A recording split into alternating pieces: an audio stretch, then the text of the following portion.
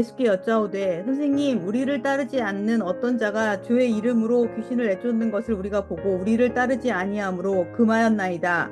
예수께서 이르시되 금하지 말라. 내 이름을 의탁하여 능한 일을 행하고 즉시로 나를 비방할 자가 없느니라. 우리를 반대하지 않는 자는 우리를 위하는 자니라.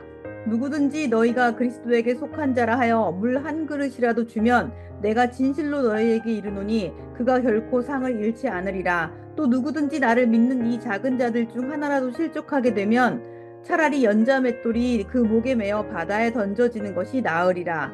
만일 내 손이 너를 범죄하게 하거든 찍어버리라. 장애인으로 영생에 들어가는 것이 두 손을 가지고 지옥 곧 꺼지지 않는 불에 들어가는 것보다 나으니라. 만일 내 발이 너를 범죄하게 하거든 찍어버리라.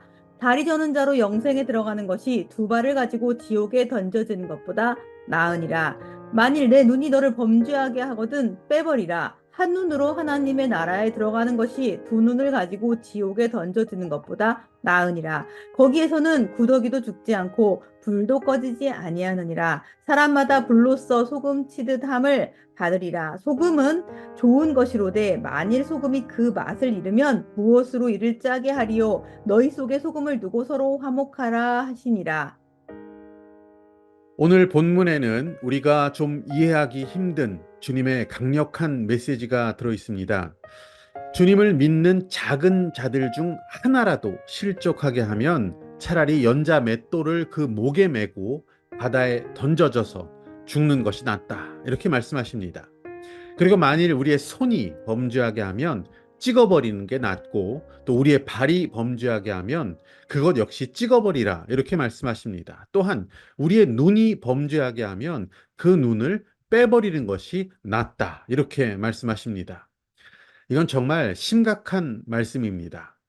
우리가 누군가를 시험 들게 만든다면 그리고 죄와 유혹 가운데 빠지게 된다면 우리의 손발을 자르고 눈을 빼야 하고 연자 맷돌까지 목에 메고 바다에 던져져야 한다. 이렇게 말씀하십니다. 이 말씀대로라면 우리 가운데 과연 자기 자신을 지켜낼 수 있는 자가 있을까 싶어집니다. 어떤 사람은 이 말씀을 묵상하고 난 후에 그래, 이제부터 난 절대 유혹에 빠지지 않겠다. 죄를 짓지 말아야 하겠다. 라고 다짐을 하면서 열심히 노력을 합니다. 그리고 자기의 의로움을 추구하려고 애쓰는 그것이 결론이라고 답이라고 그렇게 생각하게 된다면 안타깝게도 이 말씀의 진리를 제대로 파악하지 못한 상황이다라고 할 수 있습니다. 오늘 본문의 말씀을 문자적으로, 문자 그대로 이해한다면 죄와 유혹에 놓이게 되는 자가 빼야 할 것, 잘라야 할 것은 눈과 손과 또 발입니다. 자, 이것은 공교롭게도 우리 몸에 단 두 개밖에 없는 그런 지체들입니다. 과연 우리가 이 두 개밖에 없는 지체를 빼어내어야 하는 상황 가운데 우리가 온전한 몸으로 살 수 있는 그런 정결함이 우리에게 있을까? 이것은 우리에게 불가능한 미션입니다. 주님께서 이 말씀을 주신 이유는 결국 포기해라. 네 힘으로 죄와 음욕과 또 유혹을 이긴다는 것은 불가능하다라고 말씀하신 것입니다. 결국 우리는 다 죄와 유혹 가운데 연약한 죄인이다라는 것을 알려주십니다. 그럼에도 불구하고 나는 깨끗하다. 나는 의롭습니다. 나는 정결합니다. 라고 생각하고 주장하는 사람들이 있었습니다. 그들은 바로 바리새인들 또 종교 지도자들이었습니다. 주님께서는 그들의 위선과 그들의 교만이 무엇인지를 이 말씀을 통해서 드러내신 것입니다. 여러분들도 잘 아시듯이 바울은 어쩔 수 없는 자신의 죄성을 이렇게 고백합니다. 로마서 말씀 7장 24절 보시면 오호라 나는 본관 사람이로다. 이 사망의 몸에서 누가 나를 건져내랴.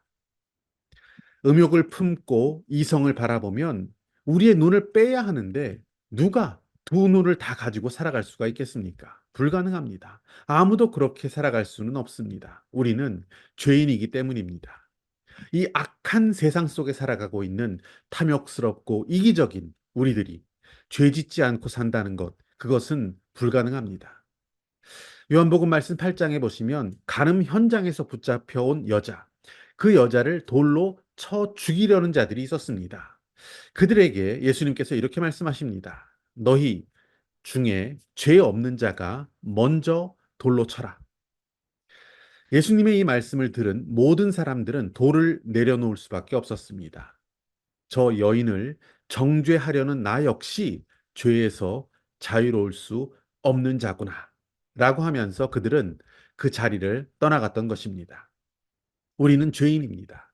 우리는 죄와 그 저주 가운데 놓인 자들입니다. 우리의 노력으로, 우리의 의로움으로 극복할 수 없는 죄 문제. 우리는 죄에 연약한 자들입니다.